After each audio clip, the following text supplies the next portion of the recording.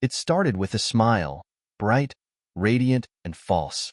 Sarah always had a way of lighting up a room, and when she walked into the bar that night, her laughter bubbled over the crowd. To everyone else, she was charming, a breath of fresh air. But to me, she was everything. My wife, my partner of 5 years, the woman I believed I would grow old with. I didn't know, as I watched her from our usual corner table, that this night would begin the unraveling of the life I had carefully built with her. The changes had been subtle at first. Sarah had always been outgoing, but lately, her social calendar was busier than ever. Networking events turned into late nights, which turned into mornings where she crept in quietly, her heels dangling from her fingers. I told myself it was work. After all, she'd always said her career in event planning demanded flexibility. But as I sat there that night, nursing a drink that had long gone warm, I noticed something. Across the room, a man, a stranger, caught her attention.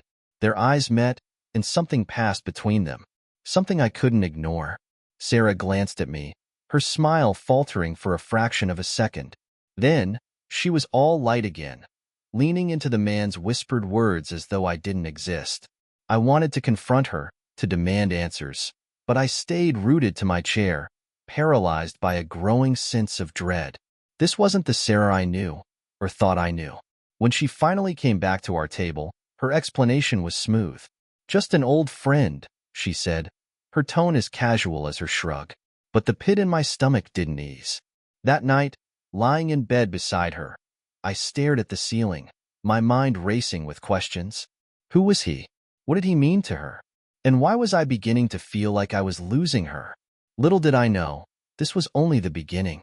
The truths that would follow were far darker than I could have imagined, and they would leave me questioning everything I believed about love, trust, and vengeance. The morning after the bar incident, I couldn't shake the image of Sarah with that man. The way she laughed, the way she leaned in.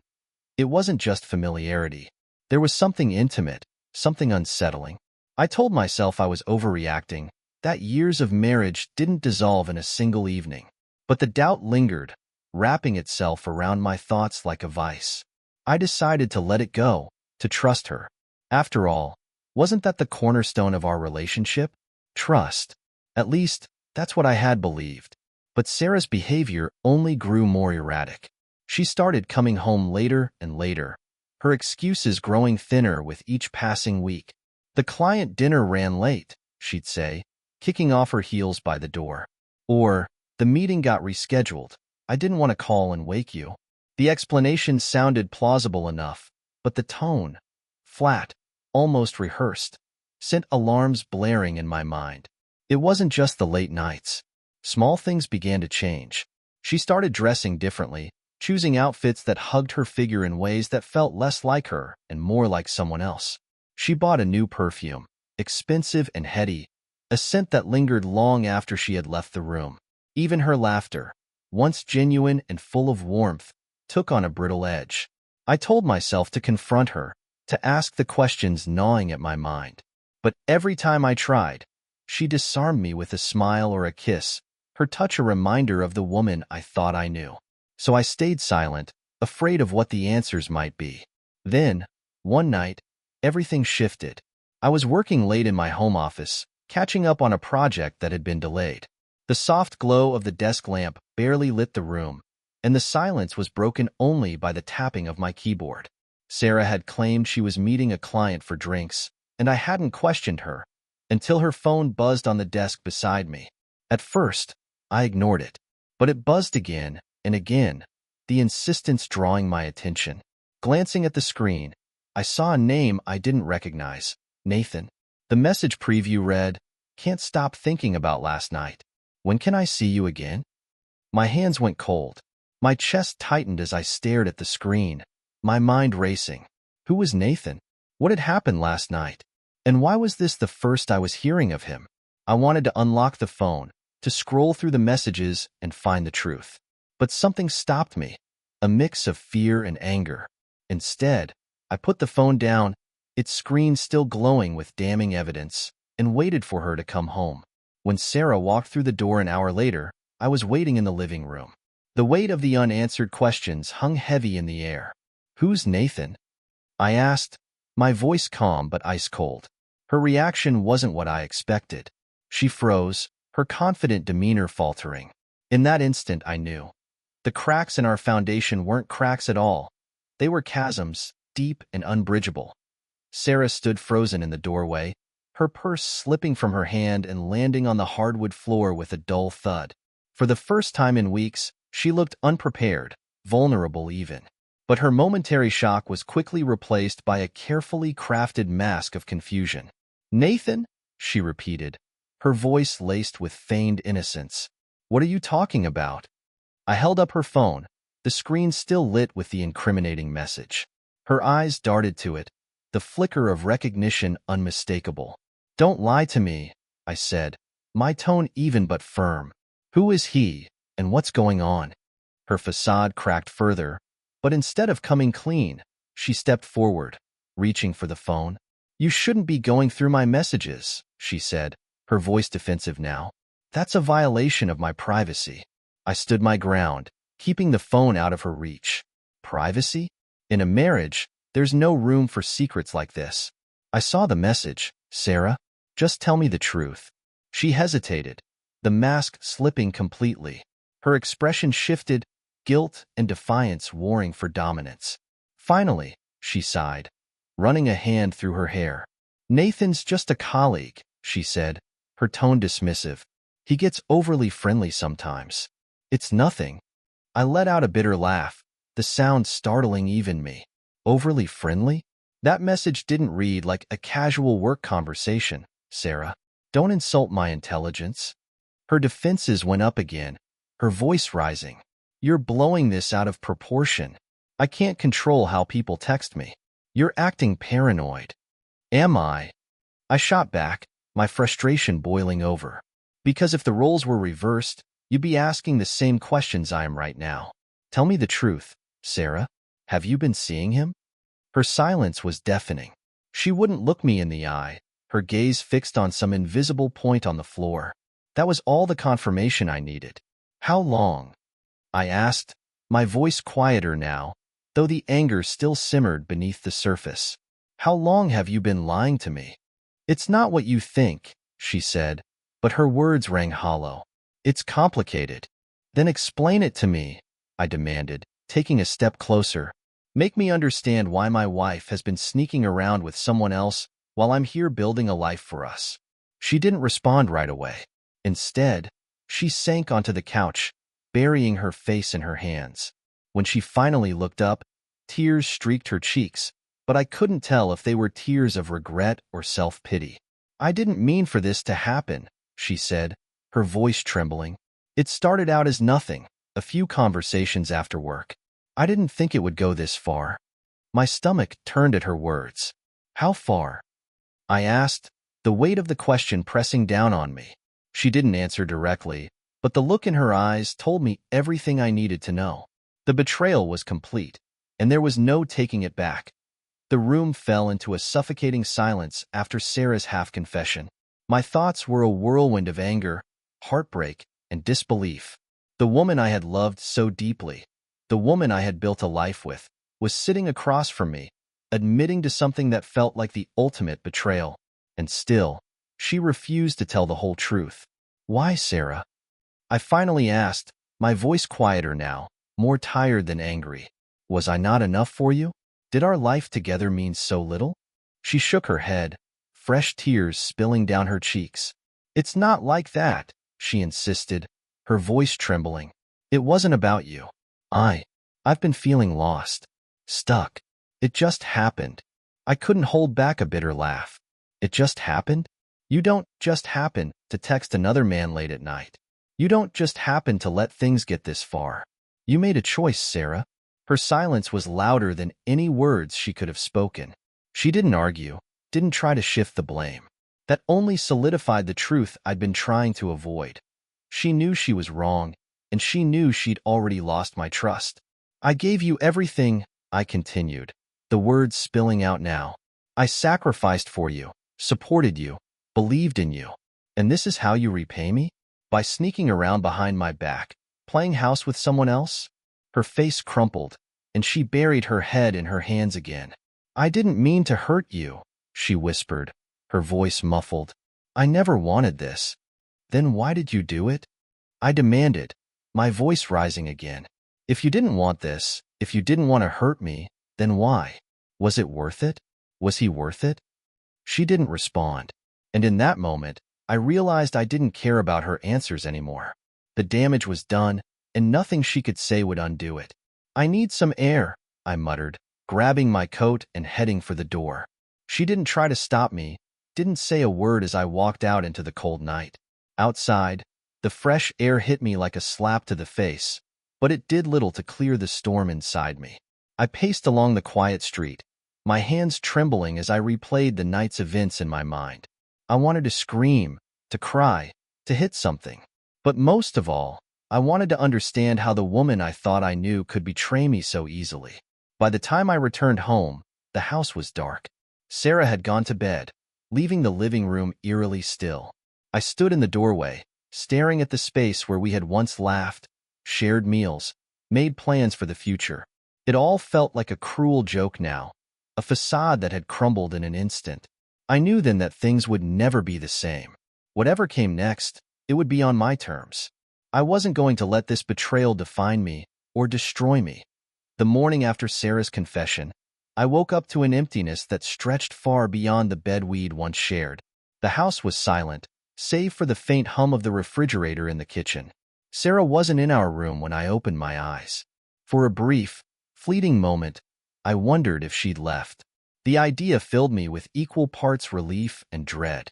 But when I walked downstairs, she was sitting at the kitchen table, a cup of coffee in her hands. Her hair was unkempt, her face pale and puffy from crying. She looked up at me, her expression tentative, as though she was waiting for me to speak first. I didn't. Instead, I walked to the counter, poured myself a cup of coffee, and sat down across from her. The air between us was thick with unspoken words, but I wasn't ready to bridge the gap. Not yet. Not when my thoughts were still too raw, too tangled. "Can we talk?" she asked finally, her voice small. I stared into my coffee cup, my jaw tight. "What's left to say, Sarah? You've already said enough." She flinched at the sharpness of my tone, but I didn't care. Let her feel some of the hurt she'd caused. Let her sit in the wreckage she created. "I want to fix this," she said, her voice trembling. "I want to make things right. I know I messed up, but I love you, and I don't want to lose us." I laughed bitterly, shaking my head. "Us? There is no us, Sarah. You killed at the moment you let another man into your life. You didn't just betray me. You betrayed everything we built together. And for what? A few moments of excitement? A distraction?" Tears welled in her eyes again, but this time, I felt no sympathy. I'd spent the entire night grappling with my pain, my anger, and my confusion, and I was done letting her emotions dictate the narrative. "I'm done playing the fool," I continued, my voice steady. "If you want to fix this, you're going to have to do a hell of a lot more than cry and apologize. Because right now, I don't see a way forward."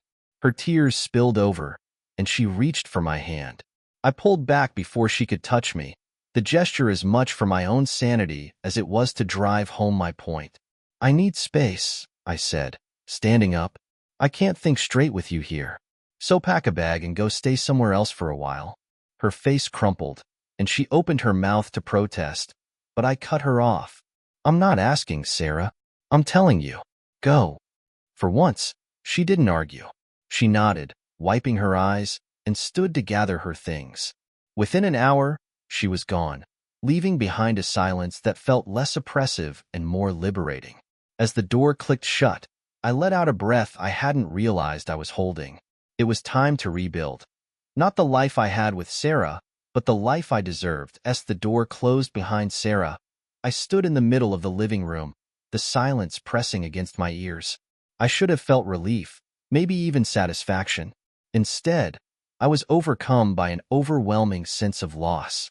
The woman I'd built my life with was gone, not just from the house but from the future I had imagined for us. And yet, deep down, I knew her leaving was the first step toward reclaiming what little control I had left. I spent that first day in a haze, alternating between anger and a gnawing emptiness. Every corner of the house seemed to hold a memory of her. A laugh shared on the couch, quiet mornings sipping coffee by the window. It was unbearable, but I forced myself to confront it. Running from the pain wouldn't help. If I wanted to move forward, I had to face the wreckage head-on. By evening, I decided I needed to take action. Sitting in silence, replaying Sarah's betrayal over and over, wasn't going to help me heal. I grabbed a notebook from my desk and began to write. At first, it was just a stream of thoughts, raw, unfiltered, and chaotic. But as I wrote, a sense of clarity began to emerge. I wasn't just grieving the loss of my marriage. I was grieving the loss of myself, the person I used to be before the lies and betrayal had taken hold. One word kept cropping up in my notes: freedom. It wasn't a word I had associated with myself in years. My life with Sarah had been so entwined, so focused on building a shared future, that I'd forgotten what it meant to prioritize my own needs and desires. Now, with her gone, I had an opportunity to rediscover who I was and who I wanted to be. The next morning, I woke up with a strange sense of resolve. My first step was simple but necessary. I started clearing the house of anything that reminded me of Sarah's betrayal. Her clothes were already gone, but the little things, her favorite mug, the perfume bottle on the dresser, the framed photo of us on our wedding day, still lingered. One by one, I packed them into a box, not to throw away, but to store. I wasn't ready to let go completely, but I needed the physical space to begin healing. Afterward, I made a call to a close friend, Mark. He had been my best man at our wedding and had always been someone I could rely on. When I told him what had happened, he didn't judge or offer empty platitudes. He just listened, letting me vent without interruption. "Whatever you need, I'm here," he said simply. That call was a turning point. It reminded me that I wasn't alone, even if I felt like it. There were people who cared about me, who wanted to see me rebuild. That evening, I sat down with my notebook again. This time, I didn't write about the past. I wrote about the future, what I wanted it to look like, who I wanted to become. And for the first time in weeks, I felt a flicker of hope. The days after Sarah left were quiet but not peaceful. The house felt both larger and emptier, its silence broken only by the occasional hum of the fridge or the faint creak of the floorboards as I paced. Still, that emptiness became a blank canvas, a space for me to start rebuilding myself, one deliberate step at a time. I began by setting routines. It was a small thing, but it gave me a sense of structure I desperately needed. I woke up early every morning, made coffee, and sat by the window with my notebook. Sometimes I wrote about my anger, sometimes about my sadness, but more often, I wrote about what I wanted to change. The act of writing felt like clawing my way out of a pit, each word pulling me closer to the surface. I also began focusing on my physical health. For months, maybe even years, I had let myself fall into complacency. My gym membership card had collected dust in a drawer, and my diet had become a mix of takeout and frozen meals. That changed. Each morning, after my coffee and writing, I'd head to the park for a run. At first, my legs protested and my lungs burned, but each day became easier. The physical exertion cleared my mind, even if only for an hour. It was a small victory, but it was mine. Still, the evenings were the hardest. Once the sun dipped below the horizon, the quiet house felt suffocating. It was in those moments that my thoughts drifted to Sarah and him. Nathan. I hated that name, hated how much space it occupied in my mind. Who was he? What did he have that I didn't? Those questions ate at me, but instead of wallowing, I decided to find answers. I called Mark one evening, my voice steady but laced with purpose. "I need to know everything about him," I said. Mark didn't hesitate. "I'll see what I can do," he replied. 2 days later, Mark handed me a folder. Inside were photos, documents, and even social media profiles. Nathan wasn't anything special, just an average man with a flashy smile and a history of failed relationships. He worked as a mid-level manager at a company I'd never heard of, lived in a small apartment downtown, and drove a car that was more about appearance than practicality. What stood out most, though, was his pattern of infidelity. Mark's notes included whispers from former partners, colleagues, even a neighbor. Nathan wasn't just a cheat. He was a serial manipulator, someone who thrived on deceit. Reading those details didn't make me feel better, but it did give me clarity. Nathan wasn't some mysterious figure or impossible rival. He was a fraud, and Sarah had fallen for him. That realization didn't soften the sting of her betrayal, but it shifted something inside me. Her actions weren't about my worth, they were about her flaws. With that perspective, I felt a renewed sense of purpose. Nathan had played a role in my pain, and he needed to face the consequences of his choices. But I wouldn't act recklessly. If I was going to confront him and Sarah, I needed a plan. Armed with the information Mark had gathered about Nathan, I finally felt a sense of direction. This wasn't just about confronting Sarah anymore. It was about reclaiming the power I had lost in the chaos of her betrayal. But I wasn't going to act impulsively. This wasn't about anger or revenge for its own sake. It was about ensuring they both understood the consequences of their actions.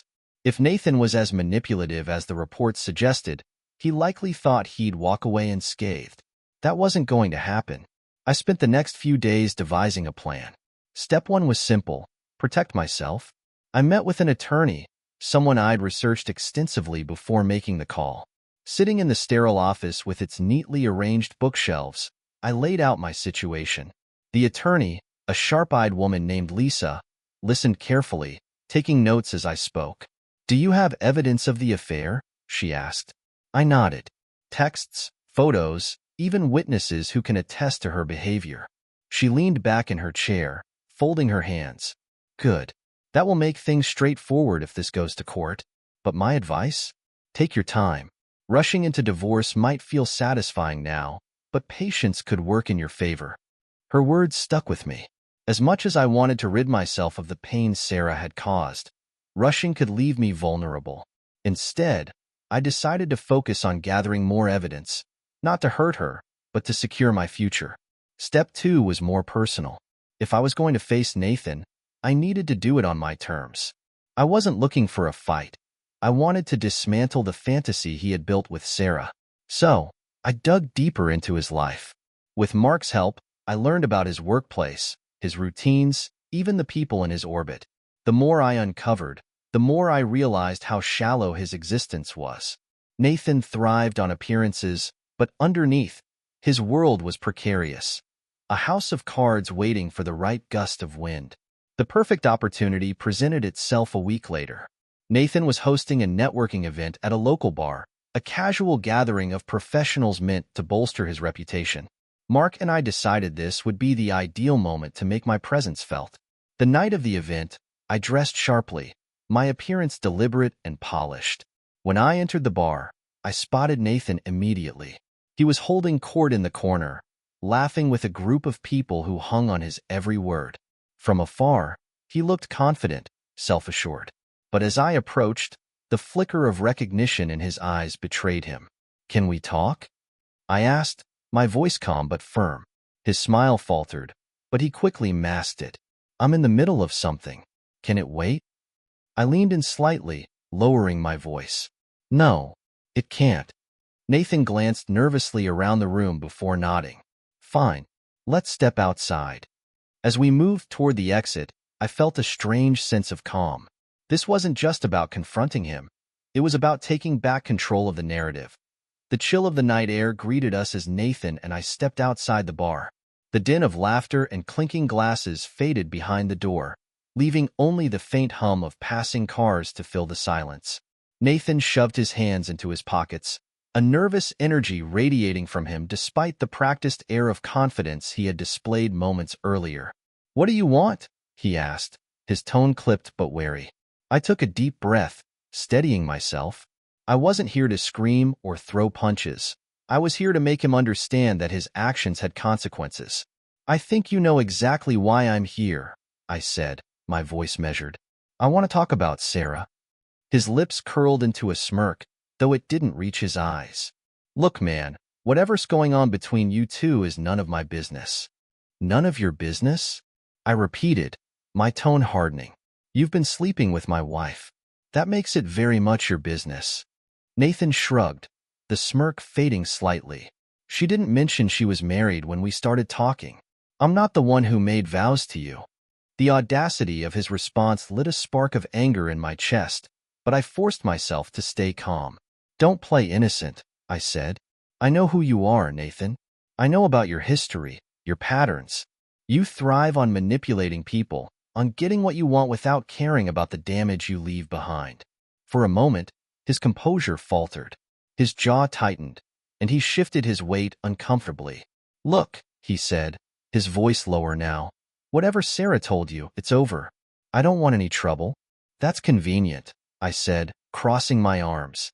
"But you've already caused plenty of it. And let me make one thing clear. You're not walking away from this unscathed." Nathan's eyes narrowed. "Are you threatening me?" "No," I replied coolly. "I'm warning you.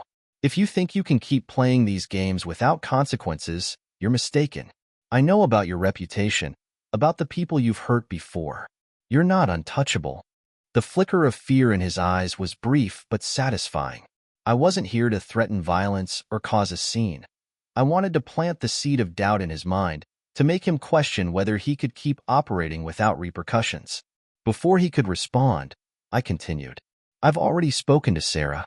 She's out of my house, and this fantasy you've built with her, it's crumbling. Whatever power you thought you had over her, or over me, it's gone." Nathan scoffed, but the bravado was gone. "Fine. You've made your point. Is this over?" "Not yet," I said, stepping closer. "Because if I find out you've been interfering in my life again, you'll wish you'd stayed far away. This is your chance to disappear, Nathan. Take it." Without waiting for a response, I turned and walked back into the bar, leaving him standing alone in the cold. I didn't look back. I didn't need to. I had said what needed to be said, and for the first time in weeks, I felt like I was finally in control. When I left Nathan standing in the cold, a strange calm settled over me. I'd gone into the confrontation prepared for fireworks, but the simplicity of my message and his visible discomfort had been enough. He wasn't the towering threat I'd built up in my mind, just another opportunist who thought he could waltz through life without consequences. But now, he knew someone was watching, and that someone wasn't going to let him get away with it. The drive home was quiet, my thoughts racing but oddly centered. Confronting Nathan hadn't erased the pain of Sarah's betrayal, but it had given me a sense of closure. He was no longer a shadow looming over my life. He was just a man, small and insecure, hiding behind a veneer of confidence. When I walked into the house, the emptiness greeted me again, but this time, it didn't feel suffocating. It felt like a blank slate. The weight of Sarah's presence, of her lies and manipulations, no longer pressed against me. The silence wasn't a reminder of loss. It was a canvas waiting to be filled. The next day, I decided to start fresh. I called Mark and invited him over, explaining that I needed help. He showed up an hour later, armed with coffee and the kind of no-nonsense attitude I'd come to appreciate in him. "What's the plan?" he asked, setting the coffee on the counter. I gestured toward the living room. "I need to make this place mine again. No reminders of Sarah, no lingering traces of the life we built together. It's time for a reset." Mark nodded, rolling up his sleeves. "Let's do it." We started with the obvious. The wedding photos on the walls, the keepsakes from vacations we'd taken together, the knickknacks she'd insisted on collecting. One by one, they went into boxes, which I planned to donate or store.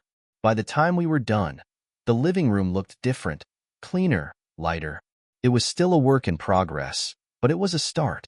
After we finished, we sat on the couch, the air between us filled with unspoken understanding. Mark didn't ask how I was feeling, and I appreciated that. He just sat there, sipping his coffee, letting the silence speak for itself.